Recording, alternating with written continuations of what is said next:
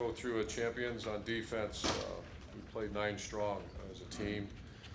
Um, Defensive line is getting better and better. Mike Hill, champion. Jalen Holmes, Draymond Jones, Tyquan Lewis. So we had 4 champions up front. Linebackers, you had Jerome Baker, Raekwon, and Worley. All three backers graded champion.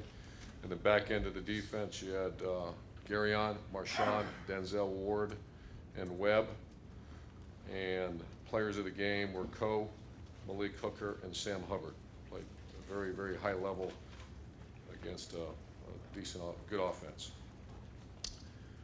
On offense, 9 strong. Quarterback played a champion, J.T. Barrett. Mike Weber graded a champion. We had 4 receivers grade out of champions. We had Terry McLaurin, Paris Campbell, Noah Brown, and K.J. Hill. Tight ends, we had 2. Marcus Baugh and A.J. Alexander had his first champion, played 40 plays. Offensive line, you had all 5. Jamarco Jones, Pat Elflein, Billy Price, Isaiah Michael, Jordan. And player of the game was Curtis Samuel, had 13 touches and looks like 180 yards or 178 yards. So guys played well. Kicking game. Special teams player of the week was Jordan Fuller, who was really coming on as a young freshman, playing well for us. So that one's in the books. Enjoy the victory, wait for your next mission, next assignment, and get ready to go on the road. And that's what we're doing. Front row, Dave. Coach, you addressed this after the game a little bit. Is it pretty much open tryouts and punt returner now? And is it going to be the same 3 guys we saw in the game? DeMario, well, Curtis Samuel probably get the first, and KJ and DeMario are going to catch punts all week. They have been, but So is Dauntrey's out of the mix then there no, for now? Just keep evaluating. And real quick on Mike Weber, you mentioned after the game, shoulder, is it a sprained AC? It's sprained. Okay. He should be fine for the game. There's no contact this week during practice. Second row, right, Ben. Urban, you mentioned it briefly on Saturday, but the adjustments you guys made to scripting the plays, what's different about what you guys are doing? Is it involving JT more? It's involving the whole staff. I want to have them grade the plays that throughout the week that they love, not like, and why, and how it fits. And I've always done that, not to the extent I'm doing now. And then I wanted to ask about Malik Hooker, what he does when he gets the ball in his hands. Do you I look see the for same that, or thing, is it man. a bonus? What do I think? Every time I watch him, I'm going to flip him over on offense and pitch it to him a couple of times. But one thing that I think it's, be a good story or someone to go watch it is the intensity that the players go get hats on hats when someone it's remarkable. Sam Hubbard on the second Damon Webb's, and then just guys flying. They're taught to hit the sideline, and everybody. It's a well-coached defense that they work on that. The player knows what to do with the ball. It's not by accident, and it's the effort. The guy running obviously is a skill, but Damon Webb just ran, and guys were like their hair was on fire blocking for him. Front row, right, Austin. Urban, you've talked over the last couple of weeks about wanting the wide receivers to get some separation and pull ahead. How is it that after those rough couple of weeks, they seem to just shoot up the way they did last week? How is it? What did you do to unlock that? Told them to separate. I just young players and not much experience, and they're coming over their own a little bit. I thought they played fantastic. I thought they blocked well on the screen passes, and that was their best game by far. So how and why, we had the answer. We wrap this up here in a couple of minutes and say just go do it. Is a catch like K.J. Hill made at the end of the Northwestern game, can that be a spark into a whole week and moving forward? I think so. Yeah, that's a good point. I think that was a game changer, and he's a really good player. He's earning more and more playing time. Very reliable guy, good blocker, always in the right place, very good hands. He's one of those guys you can see him, like Noah, reaches out and he's a ball catcher and hand catcher. So to answer your question, I've seen that happen before. It sparks, energizes a group, and it certainly has. And I think we've thrown for 550 yards in the last 2 games or something, or 530 or whatever it was. So there's been a little bit of a spark. Third row, right, Tony. Urban, is Dante Booker a redshirt candidate at this point? He has one. We haven't had that lengthy discussion. I haven't got involved with Luke. I know he's on call, and So I don't know much more than that. At what point do you, if you could go for 1 or 2 games versus, Beat Maryland. Third row right, Rob. Urban, there's a lot of pieces to productive offense. Play calling is one of them. You guys look just much more dynamic overall. Barbershop talk is that you are more involved in the play calling now. Head coach slash almost offensive coordinator. How accurate is that? And how hard is it to juggle in general play calling as a head coach with the other duties? I've always been very involved. I like to have someone in the press box that goes back and forth. I think the guys upstairs did a great job, and that's no different than when Tom was here or when Dan Mullen are very involved and always will be. So you're not more involved in the actual play calling? Fourth row right, Nick. 2 weeks after Penn State, you had all 5 kids on the offensive line ready to champion. Have you seen them grow up a bit the past couple weeks? They played really well the last 2 weeks. Were they against Northwestern, did you say? All I said against Nebraska, all 5. Oh, I know. I can't remember. They started much improved against Northwestern as well. Very good defensive front. So, yeah, they had a very good week of practice, too. Is there anything you've done schematically to help them out, or has it just been them improving? No, but just you get what you emphasize, and a lot of emphasis on pass pro. Their pass pro Saturday was outstanding. And so I'm just a lot of emphasis on that right now. Far right, Clay. DJ Durkin, he was your GA at BG? And my special teams coordinator at Florida. Is that almost like a father-son thing, the way you brought him along? I don't know if he'd like that, but I'm very close with him and I love him to death. I love his family. He's from Youngstown. He's a great guy, great football coach. So when it comes to the last game, will he be your source, your mold against the other guy he worked for? I don't think we go there. Beat Maryland. Second row left, Ari. Urban, I was just wondering, a few players after the game said that in the time since the Penn State game that there has been kind of like a team mantra to themselves. Have you done everything that you can personally to win the game? Players said that? Players said, multiple players, and I think they said they Should've got been it my from the day. coaching staff. What's that? They said they got it from the coaching staff. I don't know if they came up with it on their own. I was just wondering, did you have a discussion after the Penn State game with them to kind of remind them of every little thing that can be done to make this, because that's what they said credited the big turnaround in the big game, that they had that mantra. Yeah, of course we do team meetings and power the unit and have those conversations. And if you've done everything you possibly can do to help your team win, enhance it, carry on, move forward. If not, why? Get it fixed. And that's been the kind of the topic. That was a Sunday topic after that game. Did you feel beforehand that maybe they weren't? Yeah, Okay. not all. Yeah.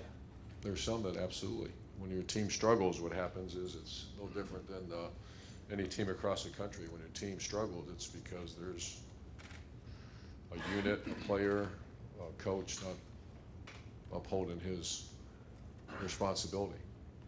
And you've mentioned in the past, different topic, that sometimes it's a risk to have huge recruiting weekends against good teams at night because Sundays aren't fun when you lose. Oh. Was this the best it possibly could have been? Was Best it it the possibly could be, yeah. Like, what was it like? Taking pictures, eating food, smiling, it was great. Is that the best though that you ever had, maybe? That was one of the I deepest don't know. visitors lists that you've had here at Ohio State when it came to the 3 Beat classes. Maryland. Far left, Matt. I'm wondering when the situation with Tommy Armstrong happened and there's that long delay and the energy in the stadium gets sapped out. Where does your mind go, and is there any conversation with the team that I imagine it's in their minds to put it behind you? How do you move on when a situation like that happens? No, you don't move on until you find out that he's A-OK, and that was right by us, and I kept asking Coach Marati, can he, how's this guy doing? Is he all right? Is he all right? And I saw everything moving, and he's fine, but it does take the wind out of you. It takes the wind out of everybody, and I would just go around the players and say, hey, let's make sure you lose, keep you moving. That's my biggest concern is guys, I'll see you tighten up, and you're standing there a half hour, but that's all that happened. The most important thing, obviously, for everybody here is that young guy's all right. Also, coming off a win like that, where everything seems to go well. And now you have this game against a team that may not be as marquee, so to speak, on the road. What's the message going forward into a game like? Oh, well, I'll share a little bit of it with you. Is a group of players made a decision to play very well. And now that you can throw that one away if you don't follow up with another good week of practice and preparation. And that's been the message, to a degree. Front row middle, Bill. Ari may have just, you may have answered this kind of, but in the last week, you were very upbeat, but you said Saturday you were active, kind of.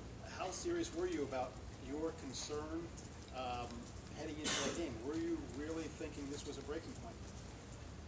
Or a turning point? Breaking. Turning point. No, I've done this a long time, and I've coached young teams, and this is a steady climb that we were climbing very good early in the season. We plateaued, and you got to somehow jumpstart and we get the climb started again, and development of players and development of team. And I felt like obviously we plateaued. So, but I see what I see at practice, and that's the advantage I have over everybody here. Is I see if I thought there was team chemistry issues and give in, then that's then you implode. It wasn't that at all. It's just, coaches got to do a better job, players have to got to do a better job, and they did. Was there a moment last week that reassured you? And there's going to be so much attention. I know that's every 1 week at a time, but everyone's already fast forwarding until November 26th. How do you make sure that nobody inside this place does? There's no chance. Keep them from talking to you.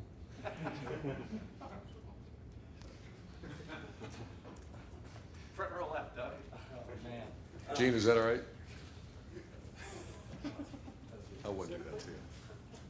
What you just said about Malik and his visibility when he gets the ball in his hand, how does any coach ever maybe make a decision of, you have a great skilled defensive guy, let's sprinkle him in on offense here or there? Like, I'm sure there's been times, where you're tempted, but what's that decision like for a coach? I've done it when I was at Notre Dame. We did it with a kid named Alan Rossum, and it was just hard.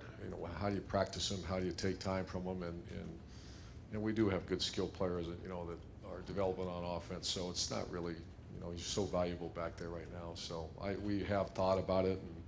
And I had Joe Hayden at Florida. I was so tempted. I practiced him because he was a quarterback in high school and a freak athlete. And then you look around, there's other good ones there too. So you're disrupting things. And then this is kind of this is a little bit of a serious question. So tomorrow's the election, and is there ever a time Election for the president of the United States?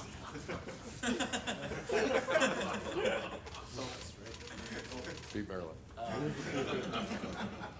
Obviously, in any large group, there are people who think one way about something like that, and people who think another way. Have you ever had a time in your life as a coach, or have you ever been concerned where something like that, a big national issue that can be very divisive, where people have different opinions, strong opinions, could influence the team dynamic because No, I have not. you've never, okay. This is a little different, I think. We had a very unique week. We had the Patriot Week where I wanted to educate because it's such a big and such a important day in all seriousness for all of us. And so we zero discussion about it now. Beat Maryland. I'm sure the families will have their conversations. I hope our guys vote and we move forward. But that's why we did that, because I wanted to make sure when they go, they educate themselves, not themselves. We educate them on the process, the job responsibility, and how to. So, because it is, if you follow your guys on social media, some of them express strong opinions, as many people in the country do, one way or the other.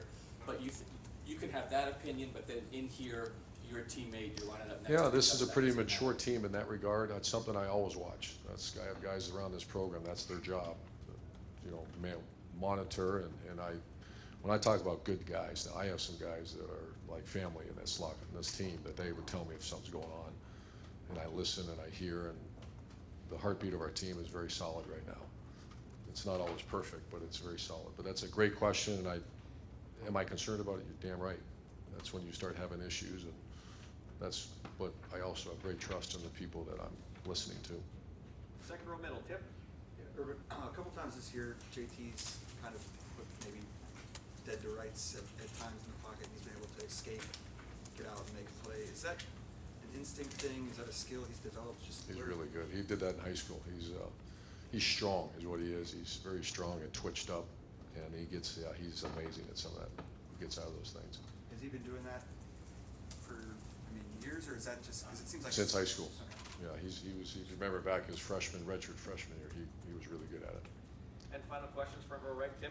There were two things. Number one, what does Demario McCall need to do to play even more? Because it looks like when he's out there, there's energy, it looks like almost like there's a potential for a big play every time he touches it. What, in your mind? Stronger, better ball security, just physical strength, experience. He's a little loose with the ball, but his future is nice. He's a wonderful young man. So I see the same thing, but I also see that thing come out a little bit. We gotta get that fixed. I was gonna say, how intriguing is it to try to get him out there, but you know there is some jeopardy involved? I mean, is it? How intriguing? Yeah, at this point in the season, I mean, to have a guy like that coming off the bench is Yeah, until he learns to be secure with the ball, it's not gonna be intriguing at all. You're not gonna play. But he's earning him right, and he works really hard at it. And Tony Alford's an excellent coach, so those are all growing up. The good thing is he knows it. He's a very want-to guy. He's not defiant, so he will play.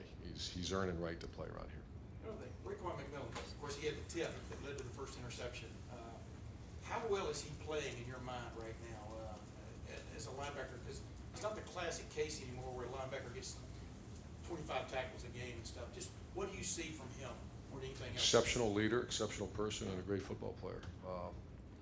I think Luke can answer in more detail about actually how he's, like assignment-wise. I just know he grades champions most of the time. He's a tough guy. He makes a lot of plays for us, and I love him to death. And he's a great representative of everything we do. Coach, thank you. Thank very you. much.